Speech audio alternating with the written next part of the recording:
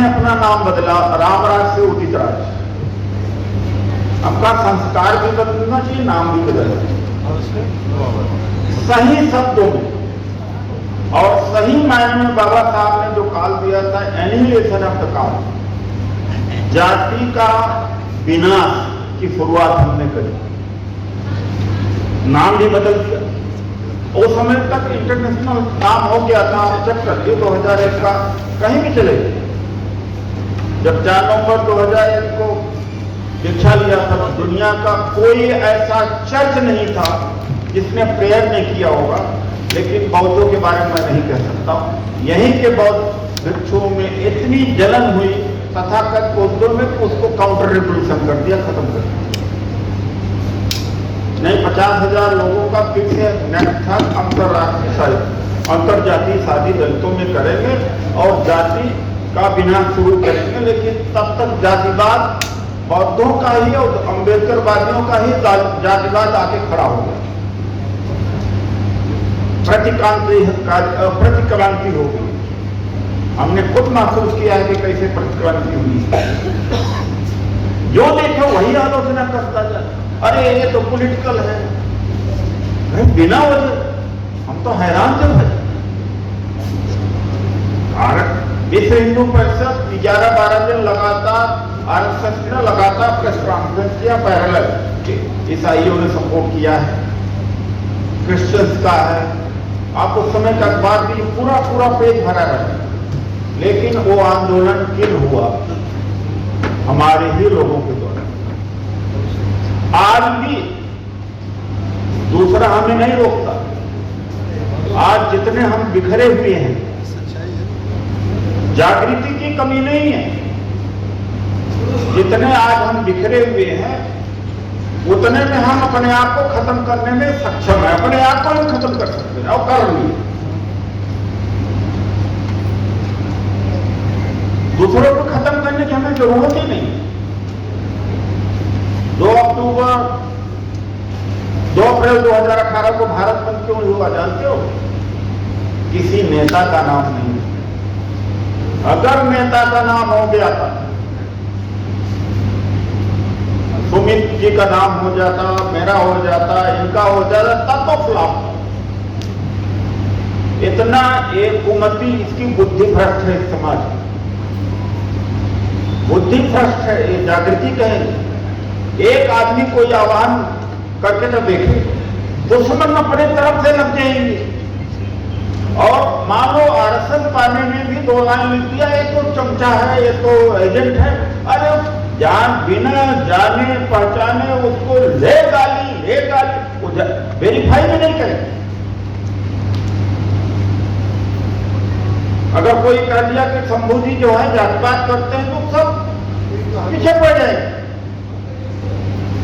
तो भैया self destruction की स्थिति में हम लोग हैं, इसीलिए प्राइवेटाइजेशन को हम रोक नहीं पाए। ये आखिरी इसलिए मैं कह रहा हूं, एक आध साल और मौका मिल सकता है कि जो बहुजन आंदोलन मनवाद के खिलाफ खड़ा था, उसी बहुजन आंदोलन ने मनवाद को स्थापित कर दिया। आप केवल ब्राह्मणों को गाली देकर जो लोगों को इकट्ठा तो कर सकते हो, उन्होंने भी वही काम शुरू किया। उन्होंने भी जाति समीकरण करके आपसे सुपर जाति समीकरण कर दिया। इतना महीन जाति का उन्होंने ताना बाना बन गया कि आप फिर हो गए। 98 में मैं कोलानंदपुर में पहला दलित सम्मेलन हुआ। इत्तेफाक से मुझे भी जाने का मौका मिला। और काशीराम जी थे, पासवान जी थे। काशीराम जी ने वहां कहा कि भारत में मैं इतना जातिवाद कर दूं कि ब्राह्मण चिल्लाने लगेंगे। यही रिप्रोड्यूस कर रहा हूं, I am reproducing what he said. तो मैं तो दम था। हमका बाबा साहब ने तो जाति विनाश की बात किया है। नागपुर में कहते हैं महारों ने सारा खा लिया उनका मातंगों का, समारोह का। ये बयान रहा है, नागपुर में रहा कि नहीं, जाकर चेक कर लीजिए आप। तो के नाम से एक इंटेलेक्चुअल कुछ हुआ करते थे, बीटी राजशेखर, कास्ट आइडेंटिटी ऐसा हुई कि एक जाति हमारे ही एक जाति दूसरे जाति के खिलाफ खड़े हुए थे। फिर क्या किया मनुवादियों ने, और ज्यादा महीन काम किया। सब जाति के एक एक नेता को पकड़ लिया, एमएलए बना दिया, एमपी बना दिया, उन जाति का वोट थोक में ले लिया, पहचान दे दिया। जब ये प्रजापति है और बनाओ इसको एमपी, जाओ तुम अपने यहाँ। गुरमी है, अच्छा चलो इससे मिला, खटीक है, चलो इसको मिला, एक आदमी को पकड़ो, एक को देने में क्या कुछ होता है। वो जा रहा है स्वाभिमान, जाति का स्वाभिमान। पासी, चलो एक पासी बना दो, वो घूम रहा है पासियों के बीच।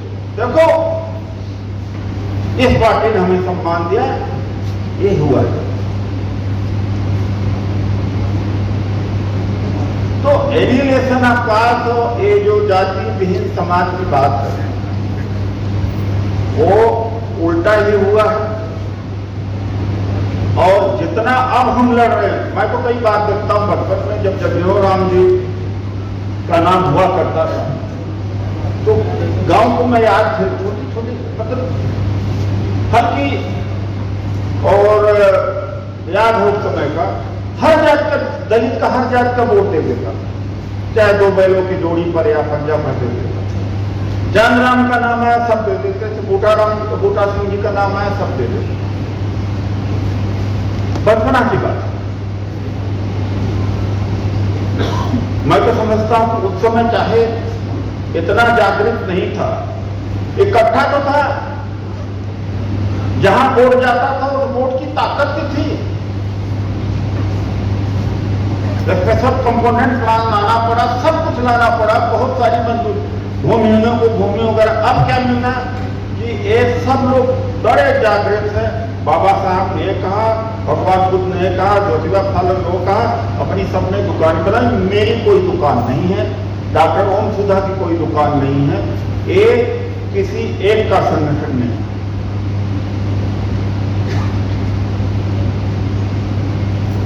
क्या संभावनाएं हैं फिर से कुछ कर देने का? और ये नहीं कह सकता ऑल आर हियर।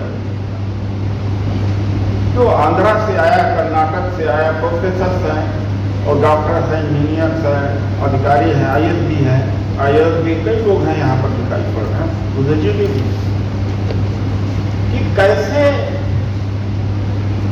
क्या फिर से पुनर्सृजन हो सकता है,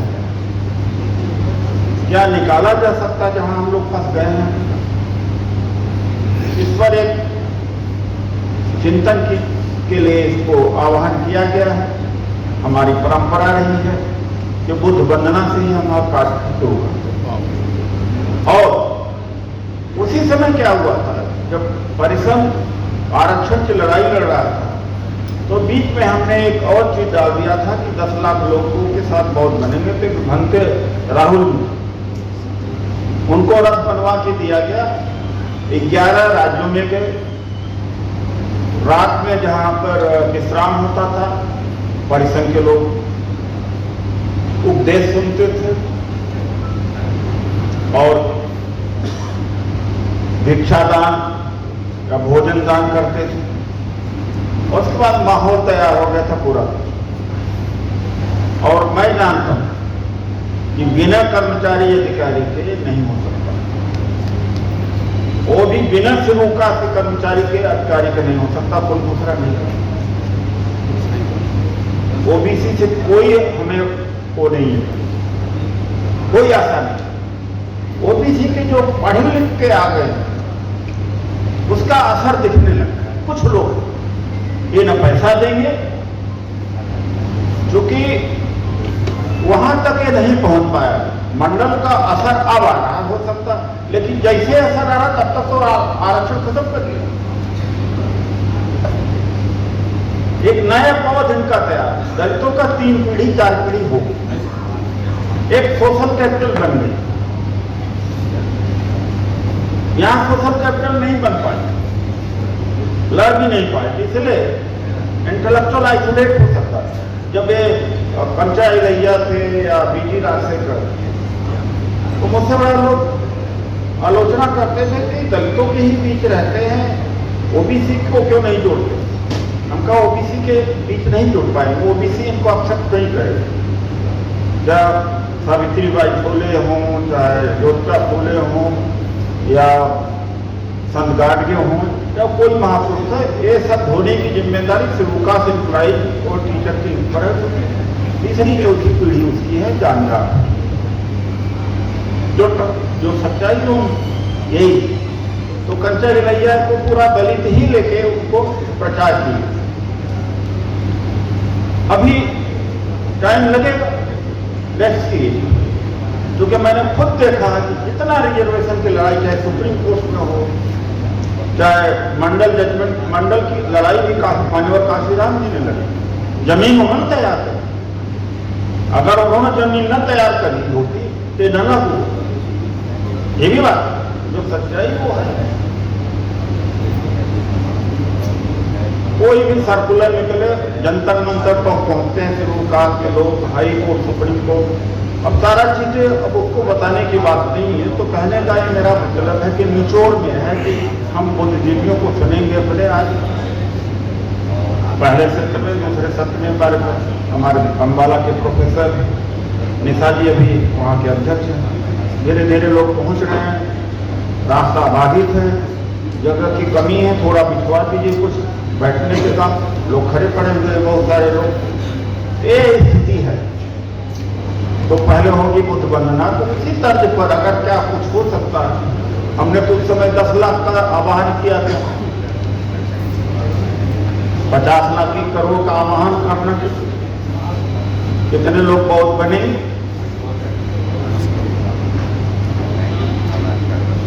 और